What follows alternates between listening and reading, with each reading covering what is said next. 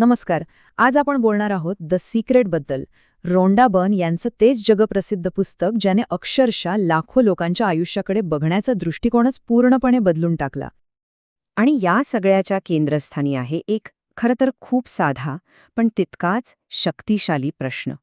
आपले विचार खरंच आपलं वास्तव घडवू शकतात का? हा फक्त एक प्रश्न नाहीये, तर द सिक्रेट पुस्तकाचा हाच खरा आत्मा आहे. आणि गंमत म्हणजे या पुस्तकानुसार हे रहस्य काही आजचं नाहीये. उलट हे तर शतकानुशतकं जुनं आहे.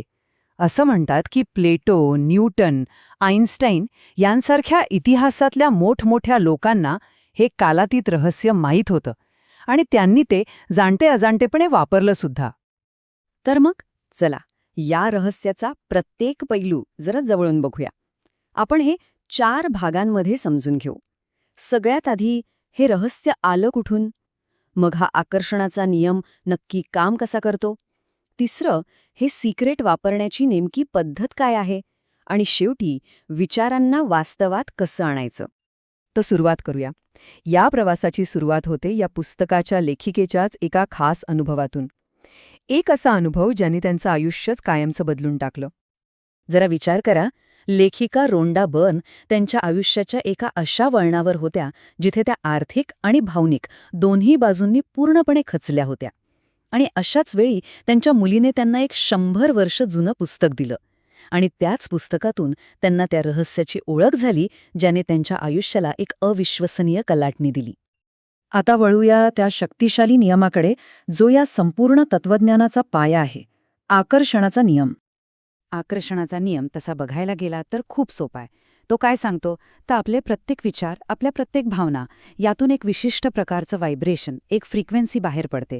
आणि आपण जशी फ्रिक्वेन्सी बाहेर टाकतो अगदी तशाच गोष्टी, तशाच घटना आपल्याकडे परत खेचल्या जातात. हे समजायला अजून सोपं करायचं असेल तर स्वतःला एक चालतं फिरतं चुंबक समजा. एक जिवंत चुंबक. आपलं मन ज्या विचारांनी, ज्या भावनांनी भरलेलं असेल, अगदी तशाच अनुभवांना, लोकांना आणि परिस्थितींना आपण आपल्या आयुष्यात चुंबकासारखं खेचून घेतो. आणि इथे एक गोष्ट खूप महत्वाची आहे, ती म्हणजे आपल्या विचारांपेक्षाही आपल्या भावना जास्त पॉवरफुल आहेत. प्रेम, आनंद, कृतज्ञता यांसारख्या भावना हाय फ्रिक्वेन्सी व्हायब्रेशन्स तयार करतात आणि पॉझिटिव्ह गोष्टी आकर्षित करतात. याच्या अगदी उलट भीती, चिंता, राग या भावना नेगेटिव्ह परिस्थितींना आमंत्रण देतात. एक गोष्ट नेहमी लक्षात ठेवायला हवी, हे विश्व फक्त आपल्या आतून येणाऱ्या व्हायब्रेशनला, त्या सिग्नलला प्रतिसाद देतं. त्याला चांगलं काय किंवा वाईट काय हे कळत नाही. हे एक वाक्य या संपूर्ण तत्वज्ञानाचा सार सांगतं. जे विचार करतो ते आपण बनतो, जे अनुभवतो ते आपण आकर्षित करतो आणि ज्याची कल्पना करतो ते आपण निर्माण करतो. ठीक आहे, हे सगळं ऐकायला तर छान वाटतंय, पण मग हे तत्वज्ञान प्रत्यक्षात वापरायचं कसं? तर त्यासाठी एक खूप सोपी आणि प्रभावी अशी 3 स्टेप्सची पद्धत सांगितली आहे. पहिली स्टेप आहे मागा. याचा अर्थ आपल्याला नेमकं काय हवंय हे या विश्वाला अगदी स्पष्टपणे सांगा. दुसरी स्टेप विश्वास ठेवा. असा पक्का विश्वास ठेवा की ती गोष्ट आपल्याला आधीच मिळालेली आहे. आणि तिसरी आणि सगळ्यात महत्त्वाची स्टेप मिळवा.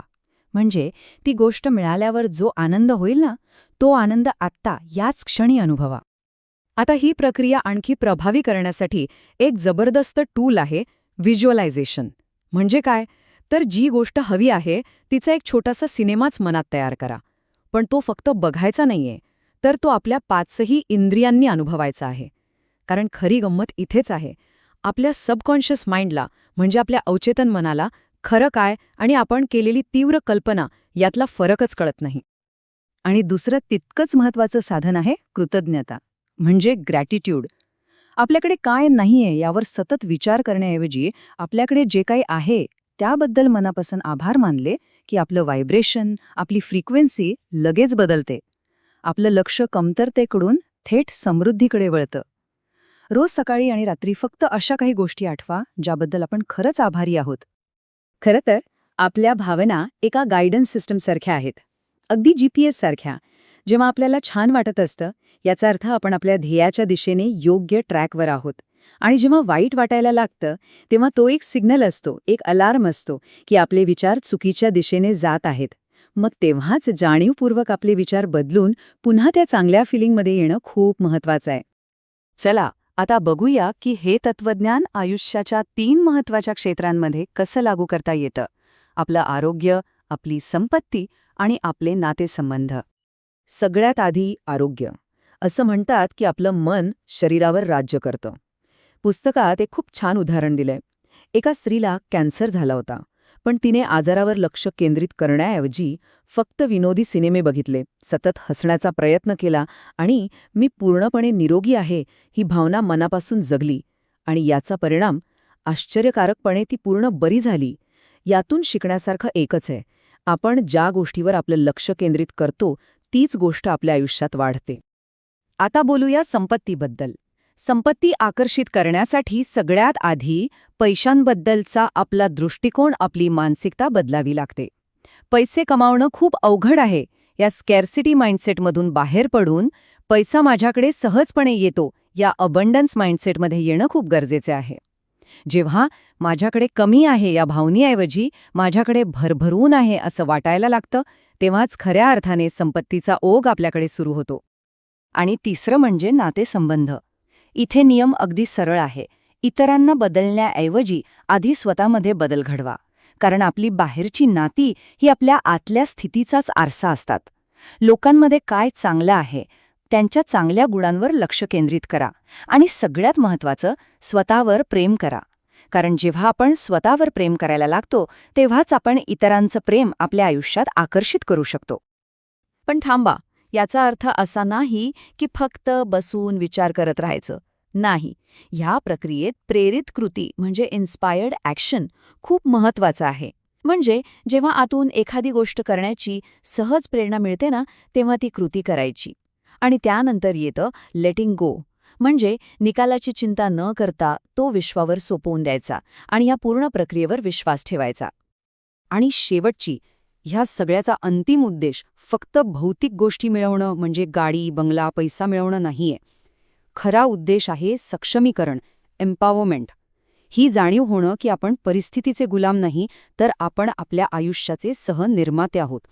ही शक्ती ओळखणं की आपला आनंद बाहेरच्या कोणत्याही गोष्टीवर अवलंबून नाही, तर तो आपल्या आतूनच तयार होतो. जसं पुस्तकात म्हटलंय, प्रत्येक जण आपल्या नशिबाचा निर्माता आहे. ती शक्ती आपल्या आतच आहे आणि हाच या संपूर्ण तत्वज्ञानाचा गाभा आहे. आणि जाता जाता एक विचार करायला लावणारा प्रश्न. जर आपलं बाहेरचं जग हे खरंच आपल्या आतल्या जगाचं प्रतिबिंब असेल, तर मग आपल्या आयुष्यातली आजची परिस्थिती आपल्या स्वतःच्या विचारांबद्दल आणि भावनांबद्दल आपल्याला नक्की काय सांगू पाहत आहे?